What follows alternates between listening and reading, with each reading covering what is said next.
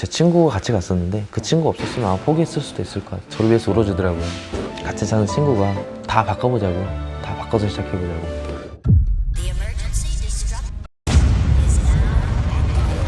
정말로 무슨 일이 있어도 얘를 지켜줘야 되겠다.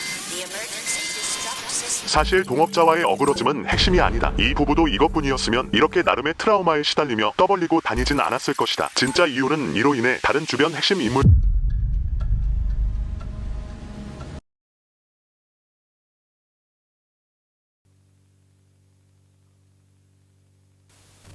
손절이 잘 안 돼요. 그런 친구랑은 오래 못 가더라고요. 손절을 많이 당한다. 다 그렇게 멀어지게 되더라고요. 깜짝을 못하는 겁니다. 이게 몇 명인지를 세봤어요. 211명이었어요. 그러면 저는 그 얘기했던 사람은 그 사람 멀지 않죠. 손절한 사람 있어? 2명 있어요.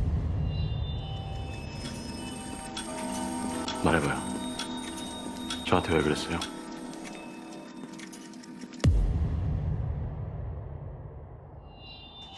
(2023년) 말 들려온 날벼락 같은 소식. 빼고 멤버 전원 교체, 전국 각지서 울린 탄식들. 그렇다. 손절 트립 1호 주인공은 시리즈 이름에서 바로 예상됐을 국내 최초 UFC 타이틀전 기록 보유자 코리안 좀비 정찬성이다. 손절 관련 정찬성을 향한 원성 중 가장 큰 것은 좀비 트립 개국 공신 올킬. 너, 나 이와 함께 잘 알려지지 않았던 숨어있던 많은 손절 스토리가 동시에 언급되는 중이다. 거기에 본인이 지금까지 내상에서 떠돌던 얘기를 사실 인증하는 사건이 발생한다. 손절한 사람 있어? 기안의 술터뷰에서 2명 있어요. 2명을 언급한 것. 물론 관계의 단절은 상당히 복합적인 상황의 결과물이고 그 형태도 다양해서 때론 딱 떨어지게 정리하기 쉽지 않다. 이 시리즈에서는 손절의 의미를 좀 더 광의의 의미로 사용하겠다. 사전적 의미의 손절을 포함 유명인의 모든 인간관계 단절 사례로. 그런데 한 가지 확실한 건 손절은 어느 일방이 아닌 양 당사자의 문제이기에 양쪽 얘기도 다 들어봐야 한다는 것이다. 그렇기에 최근에 본인이 술터뷰에서 직접 언급한 손절한 2명의 경우 막강한 미디어 파워를 가진 정찬성과 달리 본인들의 입장은 드러내기 쉽지 않은 불공정한 처지에 놓인 상황이다. 때마침 이에 대한 제3자의 제보도 들어온 바 어느 일방이 억울하지 않게 좀 더 심도 있게 이 관계를 파헤쳐 보려 한다. 그리고 이 논란의 책임은 전적으로 예민할 수밖에 없는 손절이라는 주제를 예능 콘텐츠로 소모한 정찬성 측에 돌린다.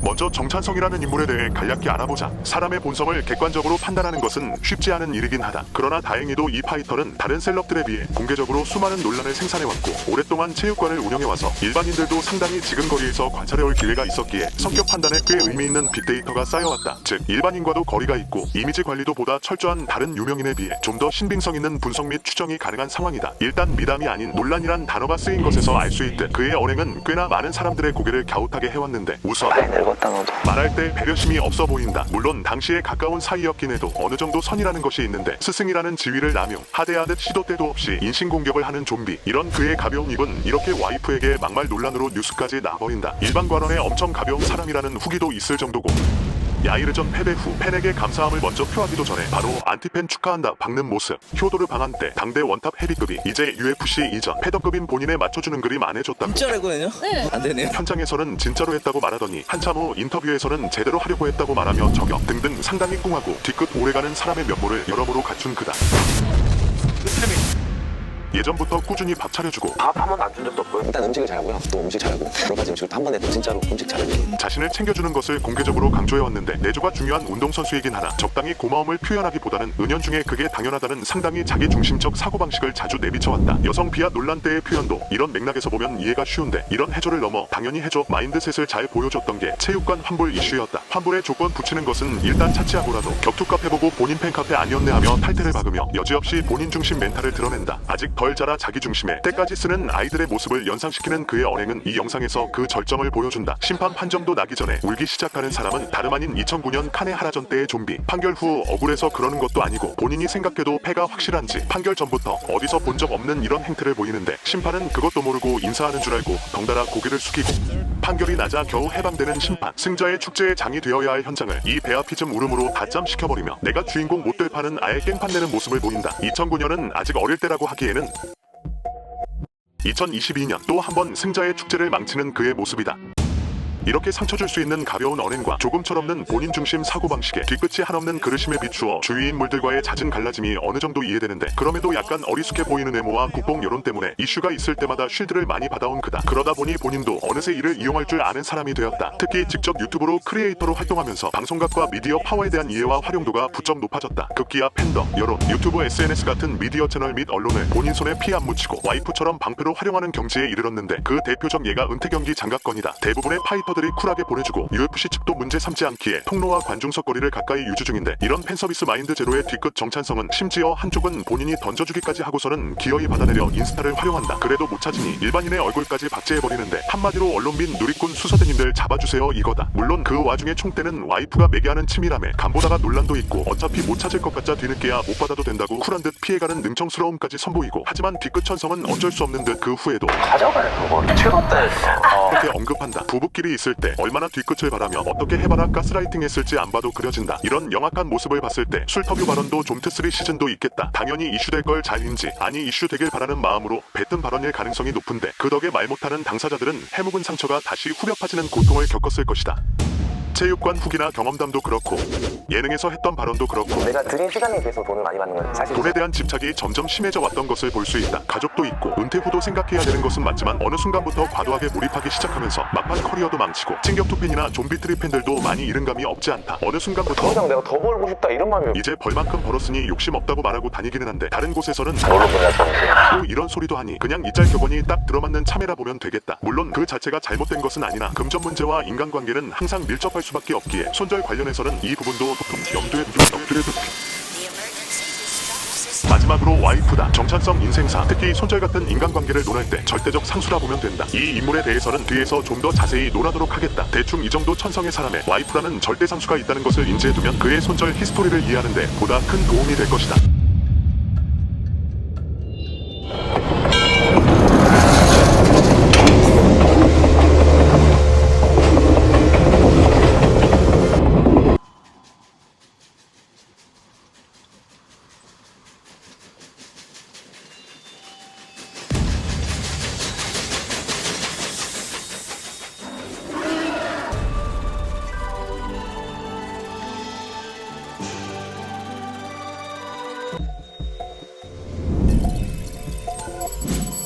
정찬성의 와이프 박선영입니다. 오늘 되게 무서우시더라고요. 기가 세는데. 정찬성 선수보다 무서운 것 같아요. 맨날부터 이렇게 따라다니면서 자기 성격을 못 이기는 경우가 많고 성격이 와. 풀 수 있더라고요. 그 여자친구의 가장 큰 매력은 뭐예요? 그래도 정말로 무슨 일이 있어도 얘를 지켜줘야 되겠다. 여자친구가 있으면 직원들이 좀 힘들어하지 않아요? 그죠? 남친 이름 이용해 운영되는 사업인데 찬성 씨 몫이 적은 것 같아 속상한 선영 씨. 돈 문제에 어두운 남친의 선영은 마음이 아프다. 앞으로 결혼하면 아기도 태어나고 집도 사야 될 텐데 이건 아닌 것 같다며 직접 총대를 매기로 하는데 먼저 제보자가 보낸 내용을 살펴보자. 5대5 수치가 주어졌긴 하나 일단 당시 계약서 제시하지 않은 주장이기에 전적인 신뢰를 할 수만은 없는 건 맞다. 그렇다 해도 어쨌든 브랜딩 측면에서는 본인이 갑인 상황에서 정찬성이 50% 이하로 받지는 않았으리라 추측해 볼 수 있겠다. 만약 5대5가 확실한 사실이라면 정찬성도 예전 인터뷰에서 인정했듯 동업자이기 전에 친구이기도 했던 그가 가장 고마운 게 지금 같이 사는 친구가 있는데 친구가 이제 저를 같이 살자고 해주는 바람에 그 친구네 집에서 왔다 갔다 하면서 거의 매니저 일 하고 있어요. 먹고 자는 것 전부를 해결해 주었다는 점을 고려하면서 계약 조건을 판단해 봐야겠다. 그런데 누군가는 이렇게 실질적 경영부터 매니징, 잡무 전반을 담당한 친구가 50% 가져가는 게 정당하다 볼 것이고, 누군가는 어쨌든 수익의 기반은 코좀 유명세에 기반하기에 불공정한 거래로서 파기한 건 옳은 선택이었다 볼 것이다. 그러나 어느 입장에 서더라도 더해서 정찬성과 와이프의 일방적 계약 파기라는 조금 불편한 전제가 사실일 수 있다는 가정에도 당시 아직 작은 자영업 단위의 계약 파기 문제를 이제 와서 법적 시시비비는 물론 윤리적 재판까지도 아니지 않나 생각할 것이다. 즉 제3자 입장에서는 가타부타 여부 따지기 전에 동업으로 작게 사업을 시작하다 조금씩 커지는 과정에서 이해관계가 안 맞아 갈라진 누군가의 책임을 묻기에는 가혹한, 누구나 겪을 수 있는 개인사 정도로 보는 편을 선호할 확률이 높은 것이다. 코좀 입장에서 자기 성격을 못 이기는 경우가 많은데 결혼 생각도 하고 있는데 그거 좀 고치고 돼요. 결혼을 염두에 둔 여자친구라는 강력한 인생의 동반자이자 동업자 후보가 등장했는데, 즉 둘이 경제 공동체이니 수익을 나눌 필요가 없고 무엇보다 친구가 해주던 코좀이 가장 중요시하던 자신의 뒷바라지, 저는 그냥 진짜로 음식 잘해줘서. 특히 밥을 매끼 대령이 가능한 기존 계약보다 훨씬 좋은 계약 조건이기에 냉정하지만 합리적이며 인지상정적 선택을 했던 것 정도로 결혼 앞두고 급변하는 그의 상황을 고려해 대중들도 어느 정도 관용적 이해를 베풀 수 있는 부분이라 하겠다. 문제는 제보에 따르면 그 과정이 단순한 일방향의 전달 수준에 그치지 않는다는 것으로, 숙식 비용을 제외하고도 초기 투자금의 대부분을 동업자가 냈음에도 장사가 잘 되자 금전적 뒤처리도 없이 일방 통보로 쫓아냈다는 것이다. 지금까지 비교적 관대하게 바라봤던 대중들도 이게 사실이면 확실히 고개를 갸웃거릴 수밖에 없게 된다. 특히나 근데 이제 체육관을 원래 다른 친구랑 하다가 좀 이제 안 좋게 된 상황들이 생겨서 좀 사이가 안 좋아져서 이제 체육관을 어떻게 혼자 하게 됐어요. 한 번은 울면서 그러더라고. 죽고 싶다고.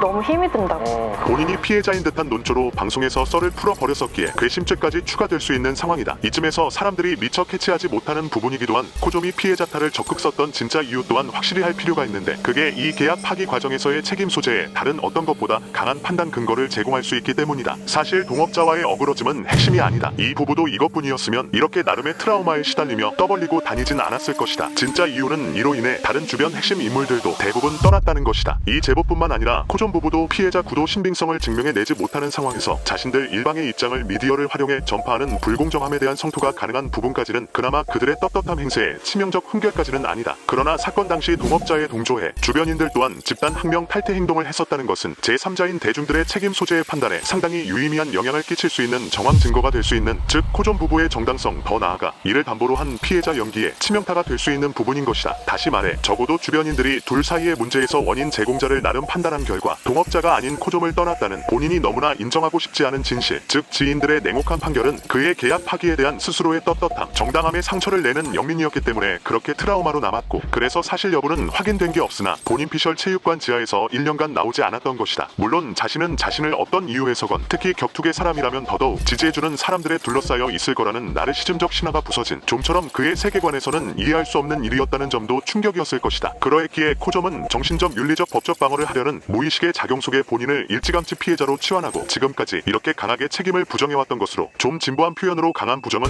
강한 긍정 그 자체였던 것이다. Detected.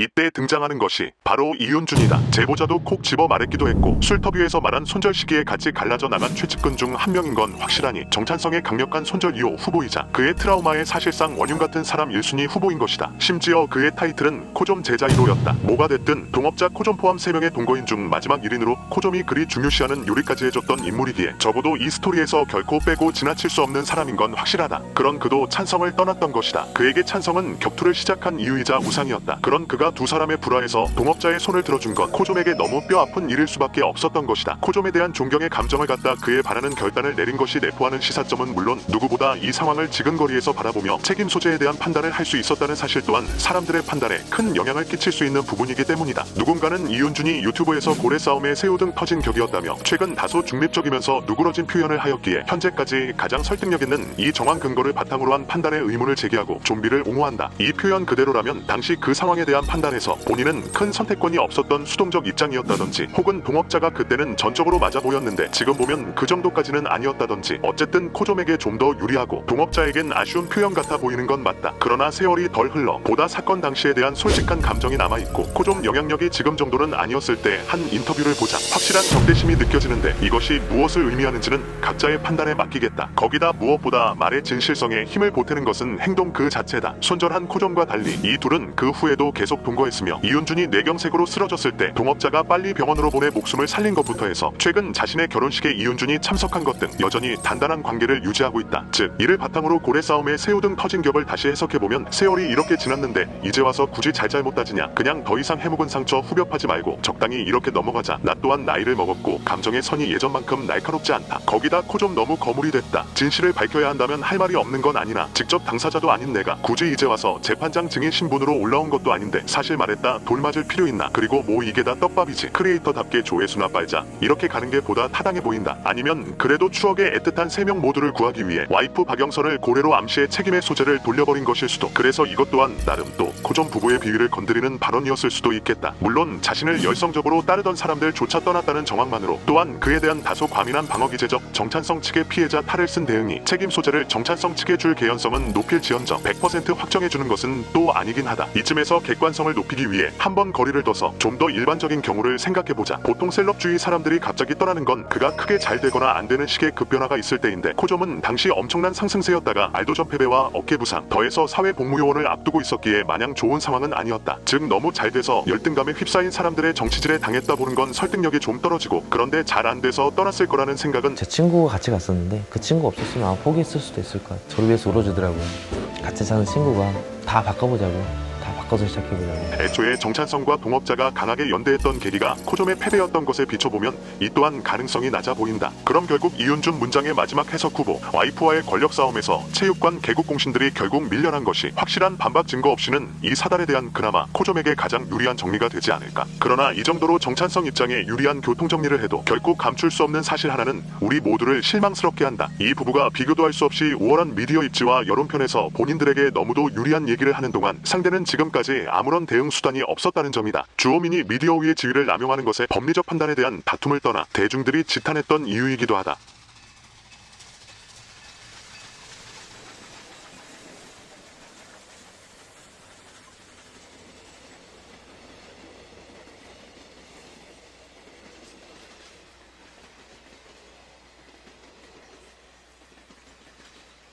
베프를 손절한 찬성.